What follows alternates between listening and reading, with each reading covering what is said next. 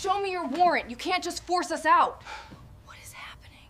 We don't need a warrant for immigration enforcement. You have 10 minutes to leave. ICE agent Derek Coleman knocked on a door in Minneapolis, expecting to do what he'd done 23 times before, force a black family out of their home using the threat of immigration enforcement, even though he knew they were U.S. citizens. But he made one catastrophic mistake. His body cam was recording everything. What happened next would cost him his freedom, destroy his career, and cost Minneapolis $1.2 million. This is the story of how an agent's own equipment exposed a 2-year campaign of constitutional violations. It was a quiet Tuesday evening in February. Mark Johnson, a high school teacher, and his wife Janet, a registered nurse, had just finished dinner with their children Elijah and Zara. The kids were doing homework. Mark was grading papers. Everything was normal in their Minneapolis home they'd owned for 6 years until someone pounded on the door. 3 ICE agents and 2 Minneapolis police officers stood on their porch. Agent Coleman's body cam was rolling, capturing every moment from his own perspective. He had no idea that the device meant to document legitimate immigration enforcement would become the smoking gun in a federal civil rights case that would expose dozens of similar violations. Before we continue, where are you watching from? If this is your first time here, please hit that subscribe button. Stories like these need to be shared, and your support helps us bring more truth to light. Mark Johnson sat at the kitchen table, red pen in hand, working through another stack of history essays, while his wife Janet packed her lunch for the night shift at Children's Hospital. At 39, Mark had taught constitutional law to high school students for over a decade, finding joy in those moments when a teenager's eyes lit up understanding the Bill of Rights. Janet, 37 and a registered nurse, had just finished helping their daughter Zara with multiplication tables. 6 years earlier, they'd stood in this very kitchen for the first time as homeowners, Mark carrying Janet over the threshold while 10-year-old Elijah laughed and 8-year-old Zara clapped. It had taken years of saving, budgeting, and sacrifice, but this 3-bedroom house in their mixed-race Minneapolis neighborhood represented everything they'd worked for, the American dream, hard-earned. But being a black family in America meant that even in your own home, vigilance never truly rested. Janet had mentioned it just last week over breakfast, her voice careful as she told Mark about ICE raids in nearby neighborhoods. He'd reassured her they were citizens with all their documents in order, birth certificates filed away, nothing to worry about. Now, at 7:43 on this Tuesday evening in late February, their home felt peaceful. Elijah hunched over his laptop at the dining room table, working on a school project about the Fourth Amendment. The irony would hit Mark later, much later, but right now he simply enjoyed the normalcy of homework and grading papers while dinner dishes dried in the rack. "Dad, what does unreasonable search and seizure actually mean?" Elijah called out. Mark looked up from his grading, glasses sliding down his nose. "It means the government can't just come into your home or take your property without a good reason and usually a warrant. The Fourth Amendment protects your home, your privacy, your right to be left alone." "So nobody can just make us leave our house?" "That's right, son. This is our home. We have rights." Zara colored quietly at the kitchen table, humming to herself. Janet zipped her lunch bag, kissed Mark on the cheek, and headed toward the door for her shift. Everything was perfectly, beautifully ordinary.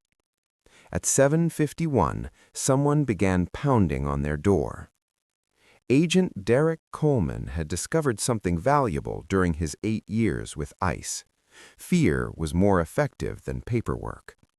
His personnel file showed impressive numbers, decorations for high deportation investigation rates, commendations from supervisors who cared more about statistics than ethics.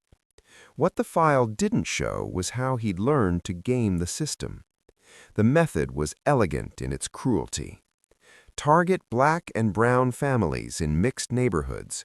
Show up with overwhelming force, 3 ICE agents plus 2 uniformed Minneapolis police officers, and demand immediate compliance.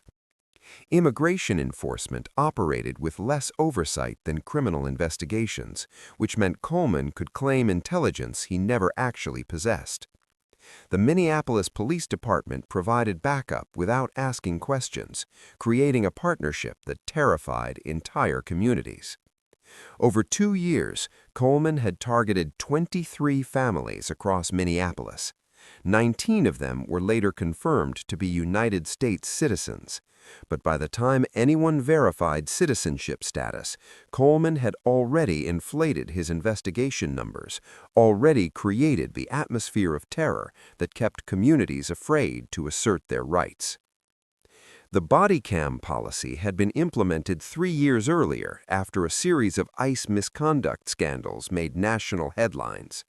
Every field operation now required agents to activate their cameras, creating a digital record of enforcement actions. Coleman always activated his. He saw it as protection, proof that he was following procedure. It never occurred to him that the camera might document his crimes rather than defend his actions. Tonight, Coleman had received no intelligence about the Johnson address. He'd simply pulled it from a list of black homeowners in a neighborhood where his numbers needed padding. 3 agents, 2 uniformed Minneapolis police officers, overwhelming force for what the paperwork would call a knock and talk. As he approached the modest house with the neat lawn and the basketball hoop in the driveway, Coleman activated his body cam. The red light blinked on, the camera's lens capturing his perspective as he walked up the front steps. He raised his fist and pounded on the door, the sound aggressive and demanding.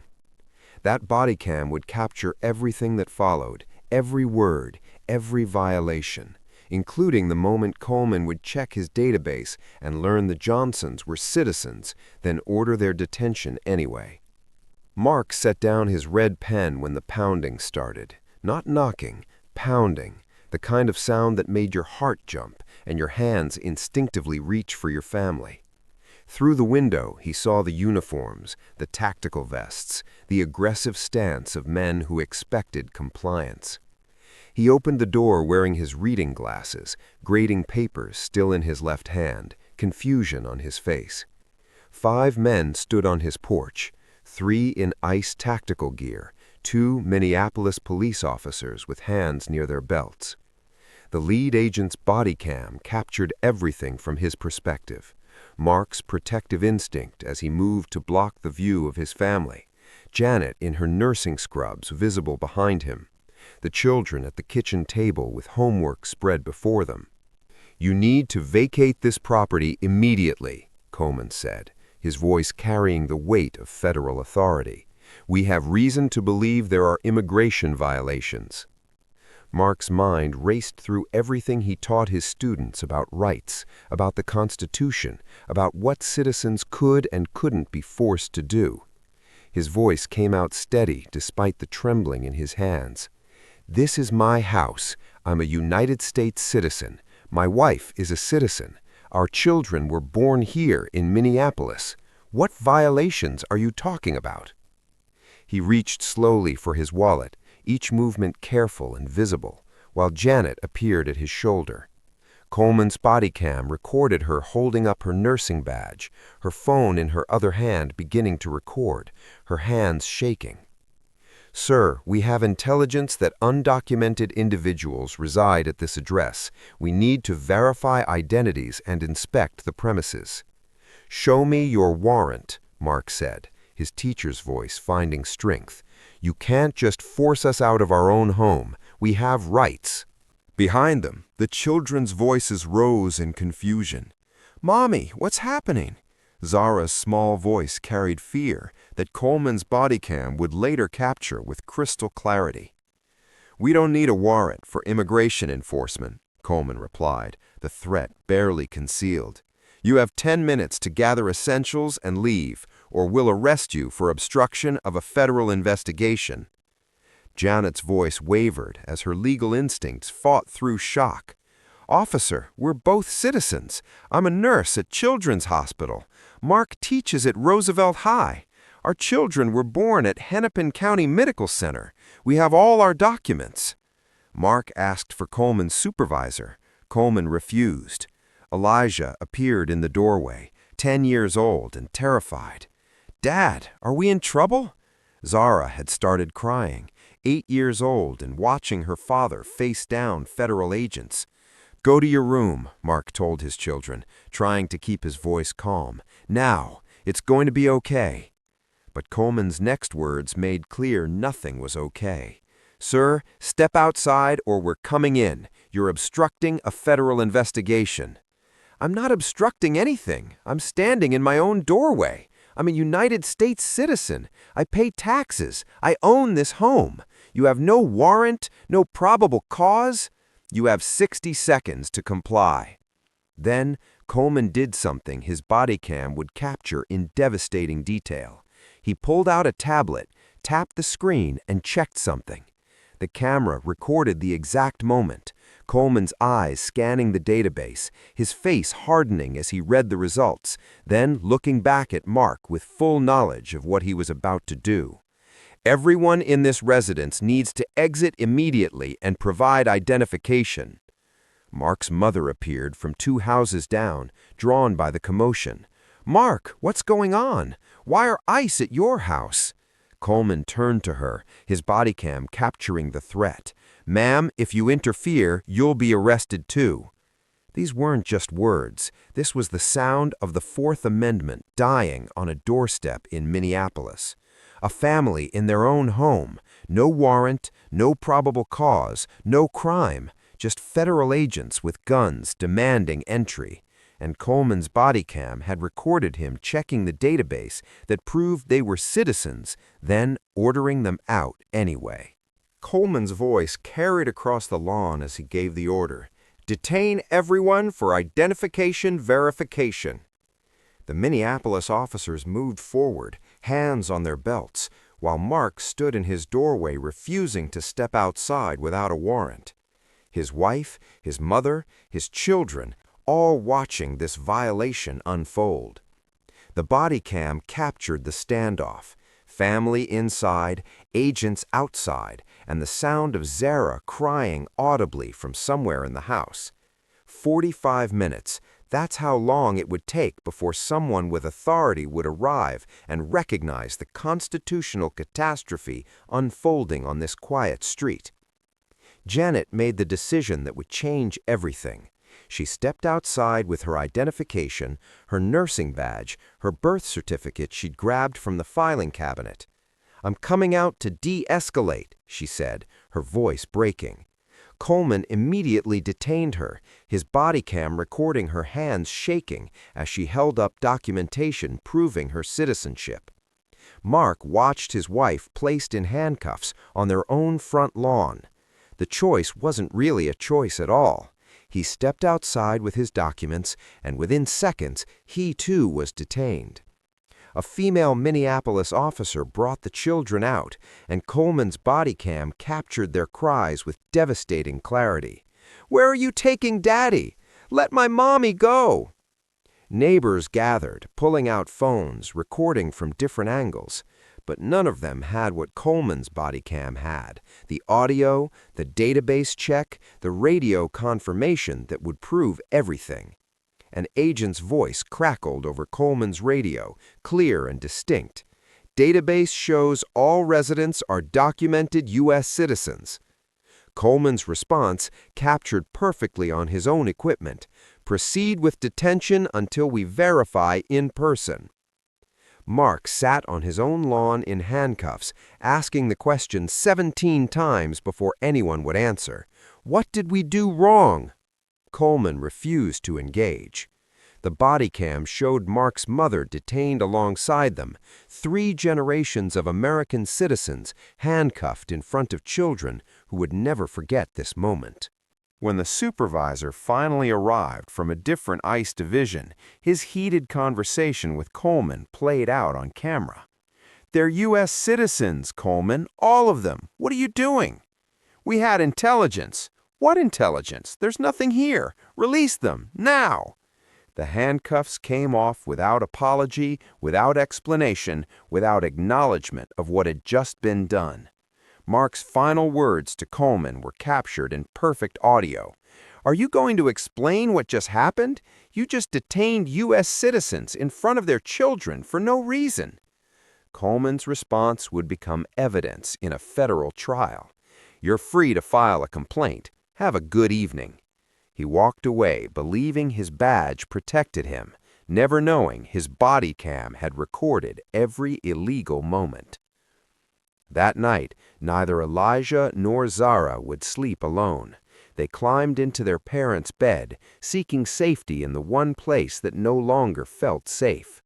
Mark sat at his computer until 3 in the morning, researching civil rights attorneys, his hands still trembling with anger and fear.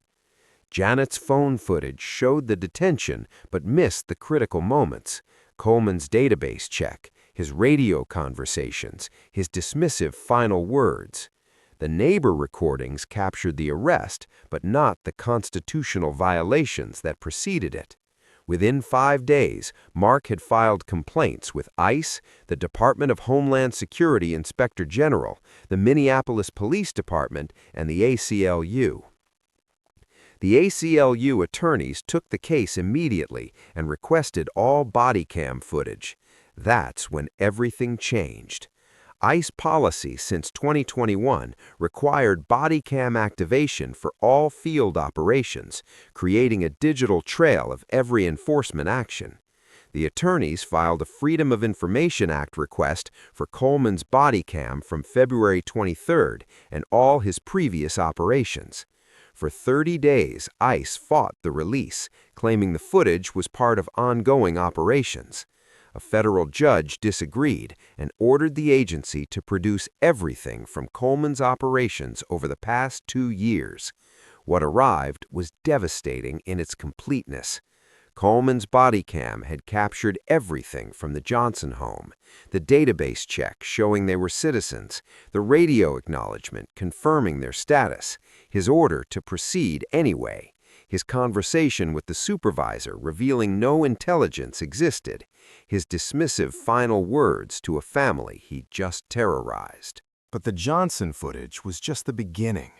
The FOIA request produced recordings from 47 other addresses Coleman had visited. 23 had resulted in detentions. 19 of those families were verified United States citizens. The pattern was undeniable, visible in high definition across hours of footage. Black and brown families in every case, homeowners in mixed neighborhoods. Coleman checking databases, confirming citizenship, proceeding with aggressive demands anyway. No warrants, no intelligence, no legal justification. Threats of obstruction charges whenever families asserted Fourth Amendment rights. Children present and traumatized in 16 incidents. The most damning footage came from an internal ICE meeting, also recorded on body cam. Coleman's supervisor asked about his investigation numbers. Coleman's response was captured perfectly. "I target the ones who can't immediately prove status, even if the database says they're clean. Waste their time, make examples." His own words, on his own equipment, proving this wasn't error, but system. A system of terrorizing citizens to inflate numbers. Every violation documented by the very technology meant to protect him. Coleman had targeted specific Minneapolis neighborhoods with precision. North Minneapolis, predominantly black; Cedar Riverside, home to the Somali community; South Minneapolis, Latino areas. The body cam footage showed the same pattern at every address: database checks before approach confirming legal status, aggressive demands despite that confirmation, no warrants or probable cause articulated, threats of arrest when residents asserted rights. The emails discovered through subpoena painted an even uglier picture. Coleman to colleagues: "Easy numbers in the Cedar Riverside area. They can't immediately prove status even if they're legal." His supervisor's response, "Keep targeting high immigrant neighborhoods. We need to show activity." The Minneapolis police liaison, "Happy to provide backup for ICE operations, community policing partnership." Victims interviewed after reviewing the footage shared eerily similar experiences. "We couldn't sleep in our own home for months. Our children thought being black meant police could take mommy and daddy away. I'm a U.S. citizen, born in Minneapolis. I shouldn't have to prove that in my own doorway. They treated our home like it wasn't ours." Civil rights experts ran the numbers. 0% of Coleman's targets resulted in actual immigration violations. 100% were people of color. His investigation numbers ran 340% higher than other agents in the Minneapolis field office. His body cam showed why. He was manufacturing investigations of citizens, creating terror to pad statistics. The Department of Homeland Security Inspector General's report was damning. Agent Coleman's body cam footage reveals systematic and intentional violations of Fourth Amendment rights, racial profiling, and abuse of federal authority to target U.S. citizens and legal residents based on race. The FBI opened a criminal civil rights investigation. This wasn't about one family anymore. This was conspiracy to deprive rights under color of law, affecting 23 families over 2 years, all documented on Coleman's own equipment. He'd filmed every violation himself, never imagining the camera would expose rather than protect him. The federal grand jury convened in the U.S. Attorney's Office for the District of Minnesota 8 months after Coleman knocked on the Johnson family's door. The charges were extensive: multiple counts of deprivation of rights under color of law, conspiracy to deprive civil rights, false imprisonment, violation of Fourth Amendment rights under federal civil rights statutes. Coleman's supervisor faced conspiracy charges for enabling and encouraging the pattern. Separately, the Johnson family filed civil suit against Coleman personally, against ICE and the Department of Homeland Security, and against the Minneapolis Police Department for providing unconstitutional backup. The charges: civil rights violations, false imprisonment, intentional infliction of emotional distress, systematic Fourth Amendment violations. For 8 months, legal proceedings ground forward. Coleman's attorneys argued he was following ICE protocols. Prosecutors responded with devastating simplicity. Which protocol says check database, confirm citizenship, violate rights anyway? The defense claimed good faith enforcement. Prosecutors played Coleman's own words from the body cam. "I target the ones who can't immediately prove status, even if the database says they're clean." The evidence was overwhelming. Coleman's body cam from the Johnson home showing the database check, radio traffic proving he knew they were citizens, body cam footage from 22 other similar violations, internal emails showing intentional targeting, Coleman's own admission about his system captured on camera. Expert witnesses lined up to testify. Constitutional law professors called it textbook Fourth Amendment violation. No warrant, no probable cause, no exigent circumstances. The DHS Inspector General testified about systematic abuse of authority. Immigration law experts explained that enforcement powers do not authorize warrantless entry of citizens' homes or detention of confirmed citizens. Psychologists documented PTSD symptoms in the families, especially the children, from state-sponsored terror in their own homes. 23 families joined as victims in the federal case.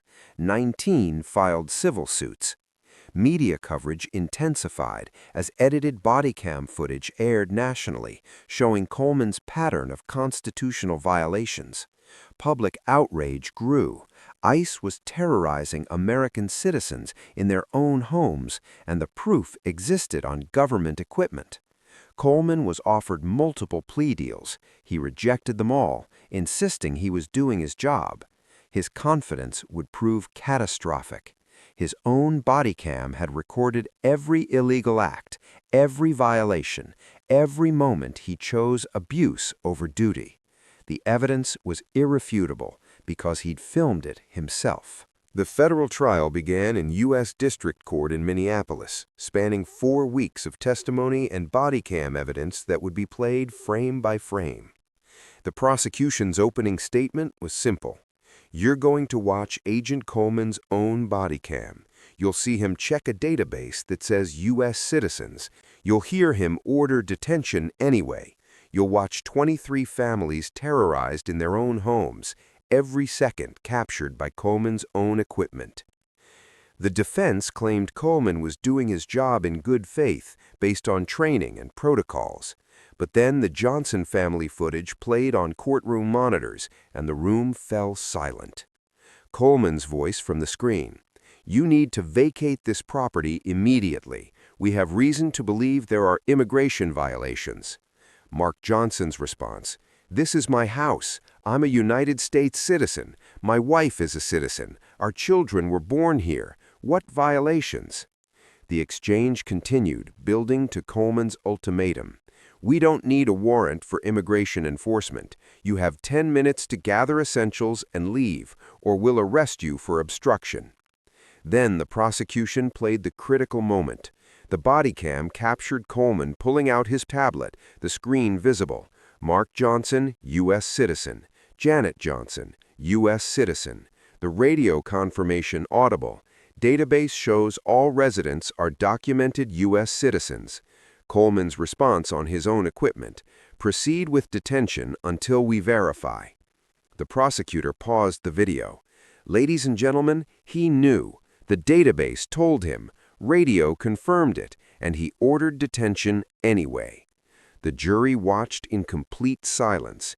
Janet detained, nursing badge visible, hands shaking.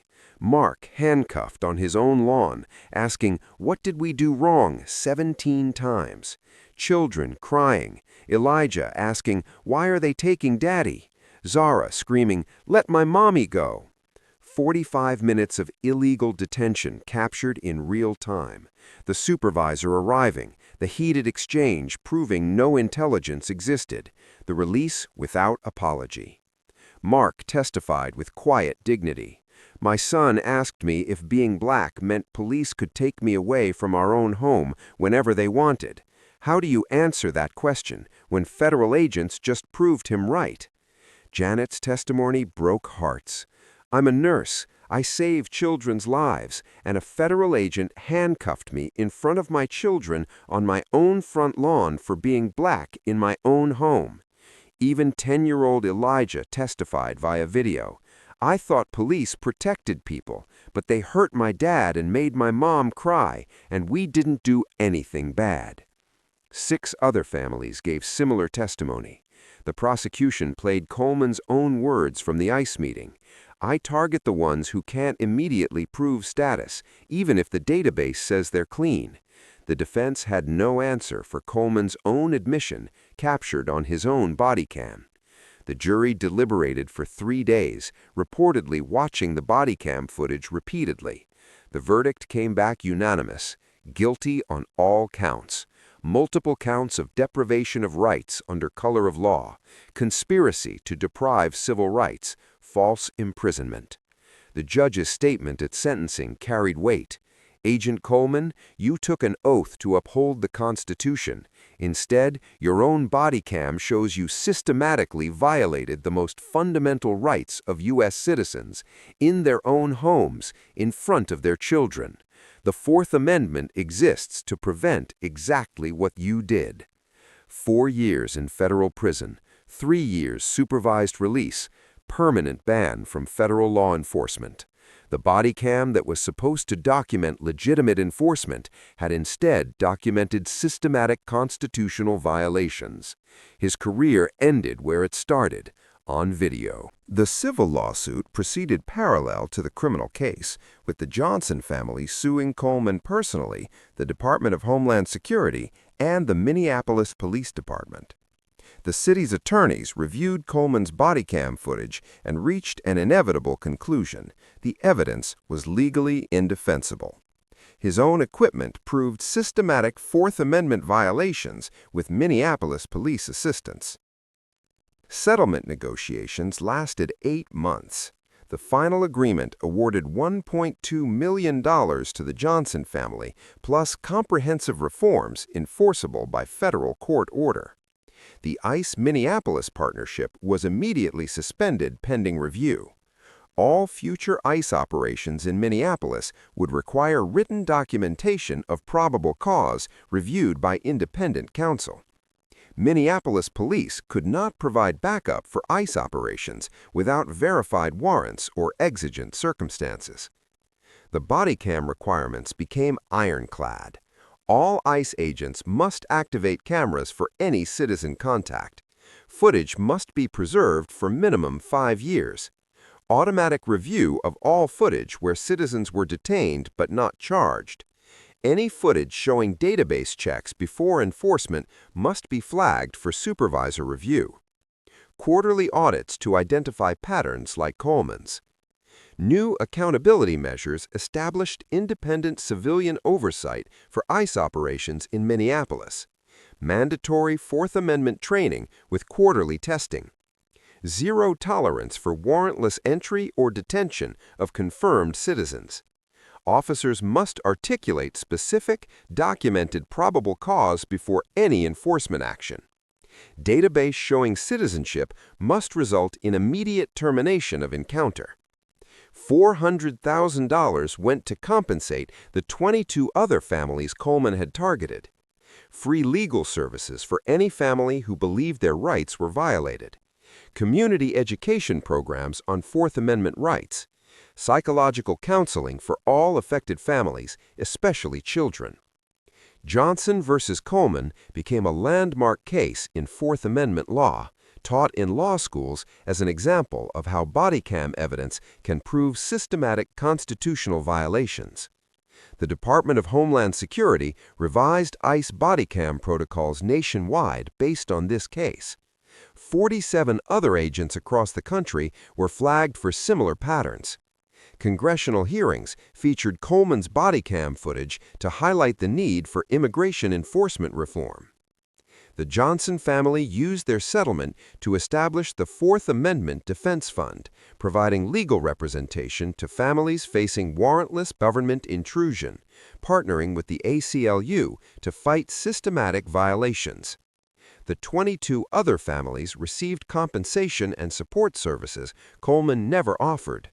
Minneapolis neighborhoods that had lived in fear now had written protections and oversight. Elijah and Zara, now 12 and 10, speak at community events about what happened.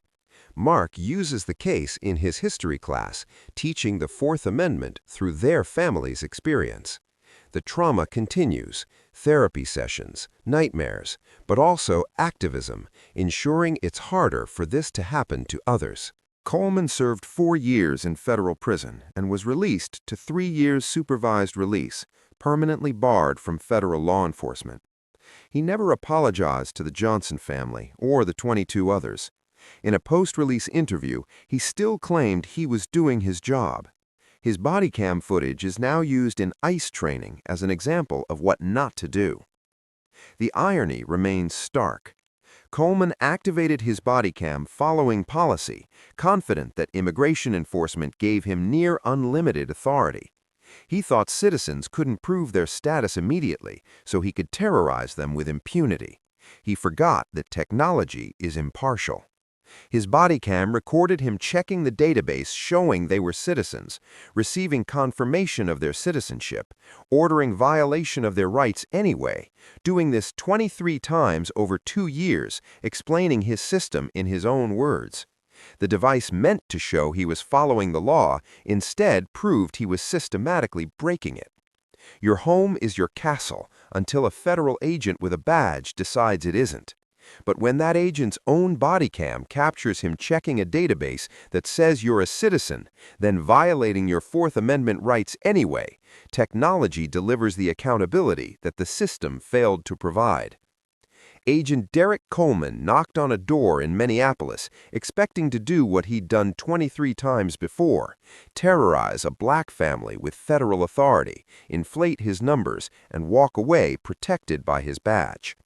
He activated his body cam following policy, never imagining it would capture the database check proving they were citizens, his radio confirmation of their citizenship, his decision to proceed anyway, children crying on their own lawn, a family terrorized for the crime of being black in their own home. His 8-year career ended in federal prison, brought down by the equipment meant to document legitimate enforcement. The Johnson family was violated in the one place they should have been safest, their own home. But Coleman's body cam captured evidence that held him accountable, exposed 22 other similar violations, and created lasting constitutional protections. If you believe federal agents who violate citizens' Fourth Amendment rights deserve prosecution, and that body cams must create real accountability for constitutional violations, remember this story. Because technology meant to document law enforcement can also expose when law enforcement becomes lawless. If you haven't already, subscribe to this channel and hit that notification bell, because stories like this need to reach as many people as possible. Share this video with your family, your friends, your community, because the Johnson family's fight for justice didn't just protect them, it created constitutional safeguards that protect all of us. Every share spreads awareness that our rights aren't negotiable, that accountability is possible, and that sometimes the camera doesn't lie. Tomorrow, we have another story that shows how technology designed to protect the powerful can expose their abuses instead. Don't miss it.